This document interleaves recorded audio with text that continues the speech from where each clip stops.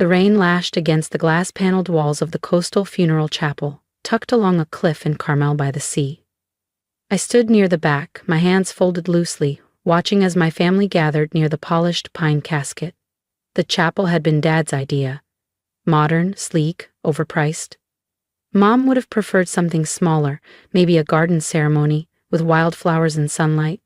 But appearances mattered to the Langfords. I wore a simple black dress, minimalist in silhouette, unembellished, falling just below the knee. The soft silk hugged my frame gently, tailored with intention. But to my relatives, draped in glitzy morning wear and heirloom pearls, it looked plain, even cheap.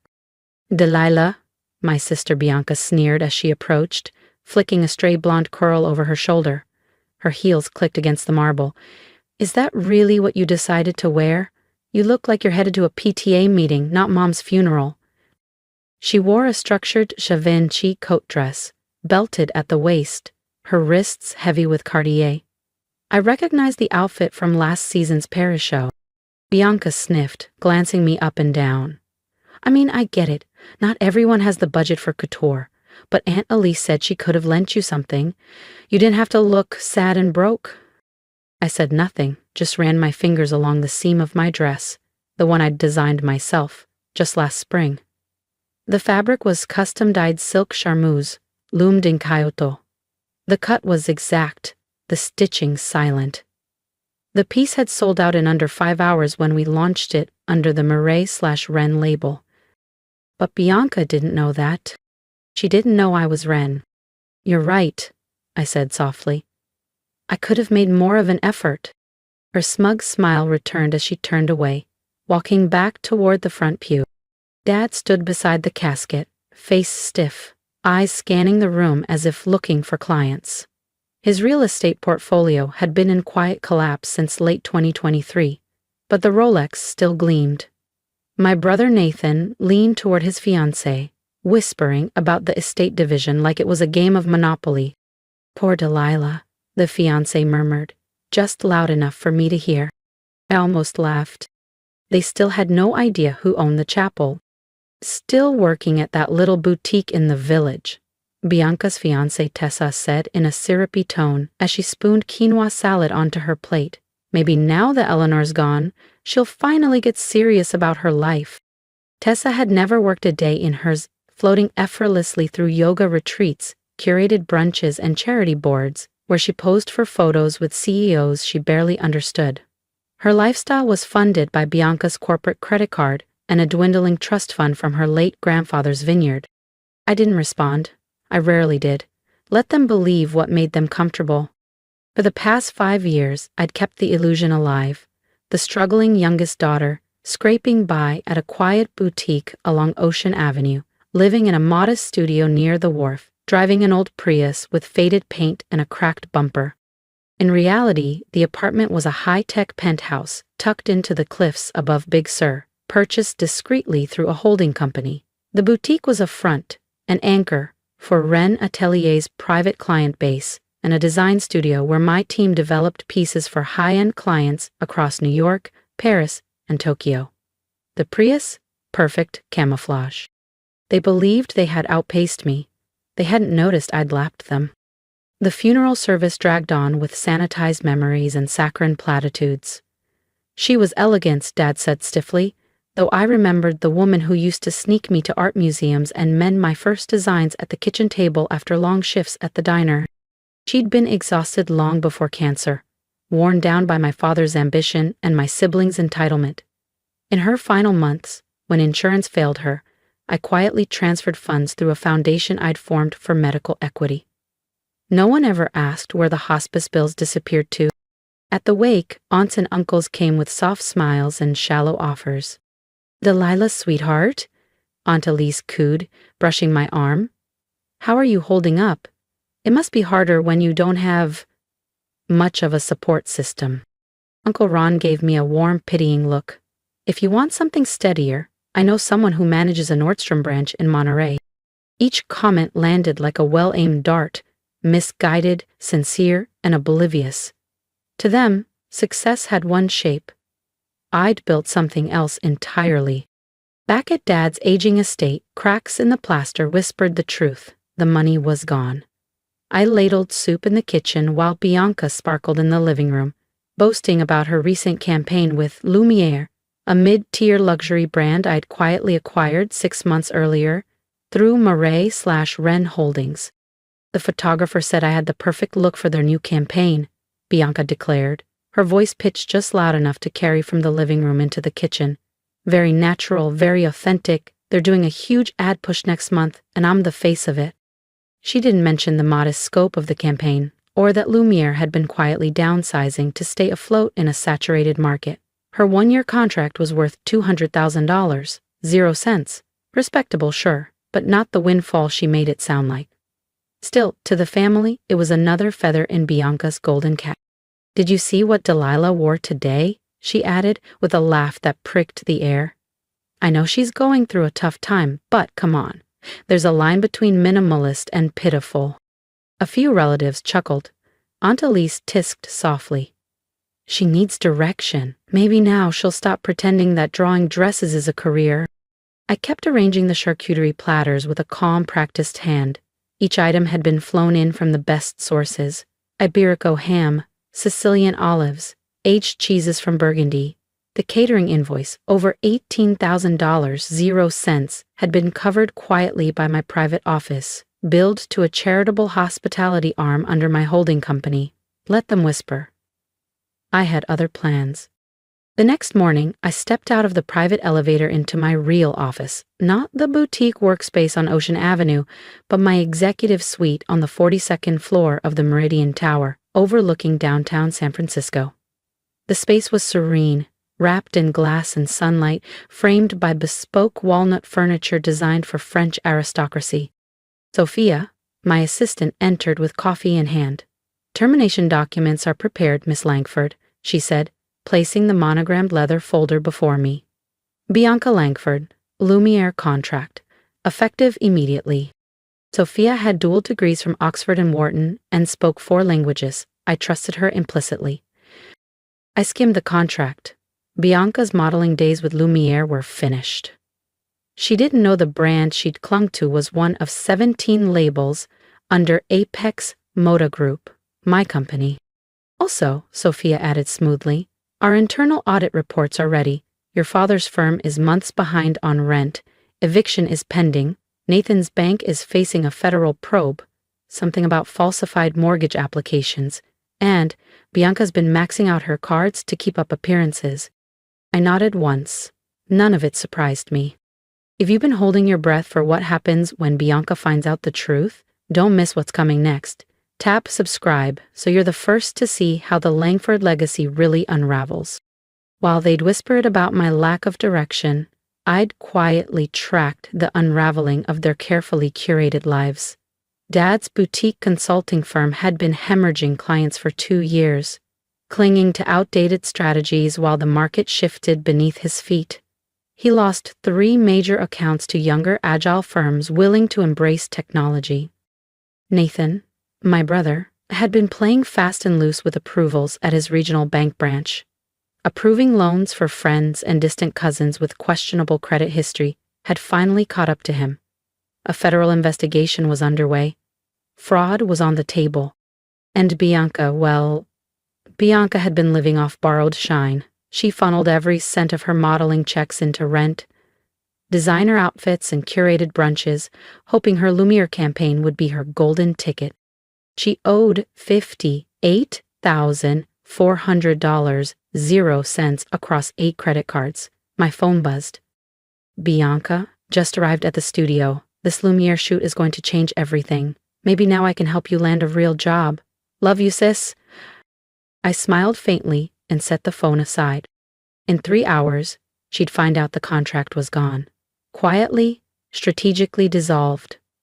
And in this industry, whispers were louder than facts. One rumor of a contract pulled for creative differences was enough to stall a career for good. But this wasn't revenge, it was revelation. At 2:47 p.m. the storm began. Bianca called, frantic, disbelieving, then Dad demanding answers, then Nathan accusing me of tipping off federal investigators. I let every call roll to voicemail. Listening to their panic revealed more than years of shallow family dinners ever had. I didn't owe them explanation.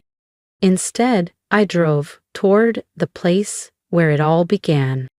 Mom's old boutique, tucked between an artisanal coffee shop and a modern gallery in the heart of San Francisco's Mission District. Still open, still humble. They thought I was just helping out, a kind daughter with no ambition. What they didn't know was that I owned the building, the cafe, the gallery, the block. Every square foot held in quiet layers of shell companies. I stepped inside, the soft scent of linen and cedar greeting me like an old friend.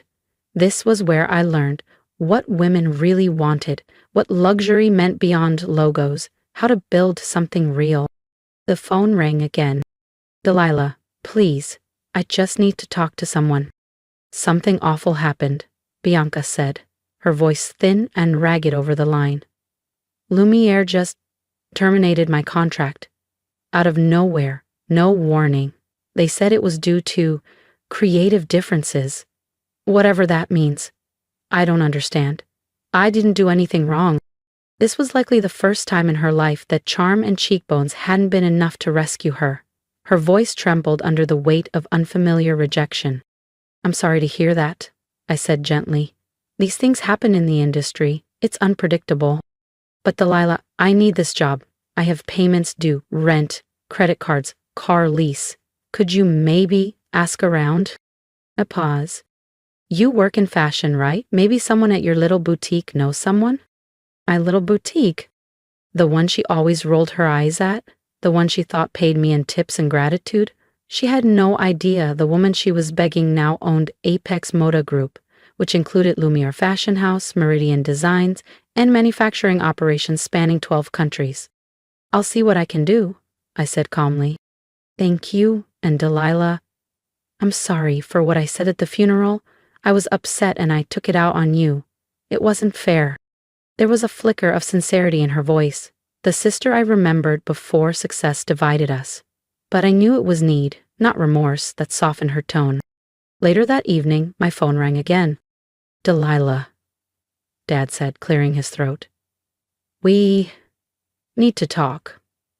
There are complications with the firm, some temporary cash flow issues. If you could maybe lend us $20,000, 0 cents, just until things stabilize. I know you probably don't have much saved, but if you could get a small loan. I glanced down at the silk blouse I was wearing, custom, hand-stitched, cost me more than that.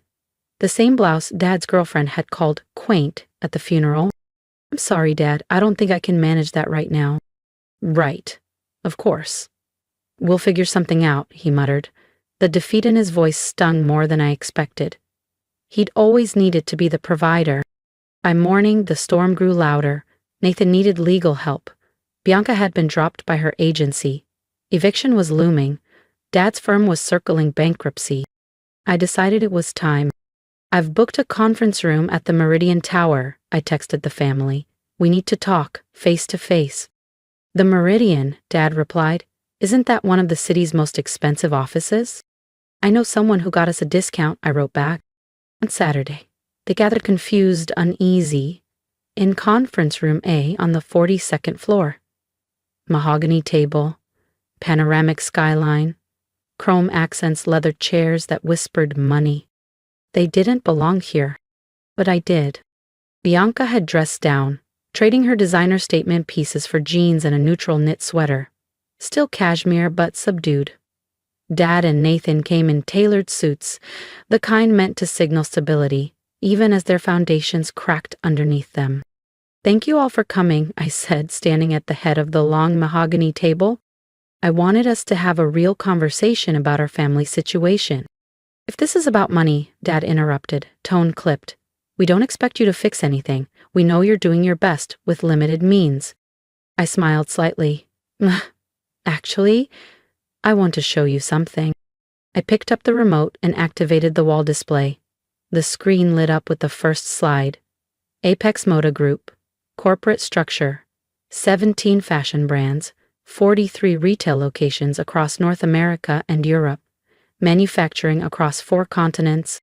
This is my company, I said. Silence. Bianca leaned in, eyes scanning familiar brand names she'd once bragged about. Nathan blinked. This looks like a multi-billion-dollar company. That's because it is. Current valuation, $2,800,000,000. 0 cents. I clicked to the next slide. 5-year revenue growth, profit margins, global expansion. The downtown boutique, that was my first space. I still work there to stay grounded. Bianca's voice cracked. You own Lumiere Fashion House? Among others, 16 more. And no, I didn't terminate your contract. Miranda Santos was terminated. The agency never knew Victoria Santos was the owner. Dad stared at the data, awe softening his usual distance.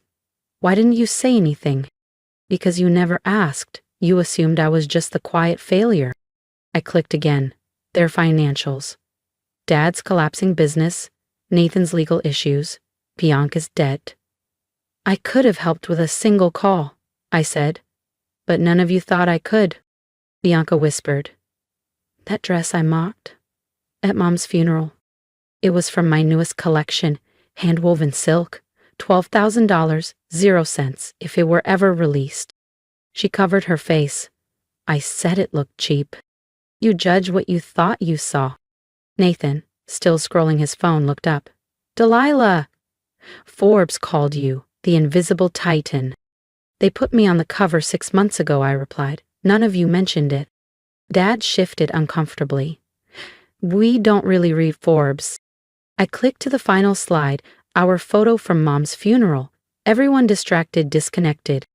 She knew, I said. She always asked about my work. She never laughed when I called it a fashion empire. The room grew heavy with realization. What happens now? Dad asked. I can help financially, I said, but I won't go back to being dismissed. Bianca wiped her eyes. I don't know how to apologize. You start by seeing me for who I really am. And so we talked, 2 hours of unpacking hurt and truth, painful but honest. I offered Dad a consulting role. Nathan would help with international finance. Bianca, with her consumer insight, could lead campaigns. On condition, the boutique stays as it is. I'll still work there. It keeps me connected. 4 months later, we reunited, this time for the IPO. In that same Meridian Tower conference room, Dad was thriving. Nathan was promoted. Bianca was now the face of our brands, authentic and finally real. As I stood at the podium to ring the opening bell, I thought of Mom. Not because of the success, but because she always saw us clearly. Apex Moda Group opened at $47, 0 cents, and closed at $62, 0 cents, valuing it at over $4 billion, 0 cents. But the real victory? That happened months earlier when I chose truth and they finally chose to see me.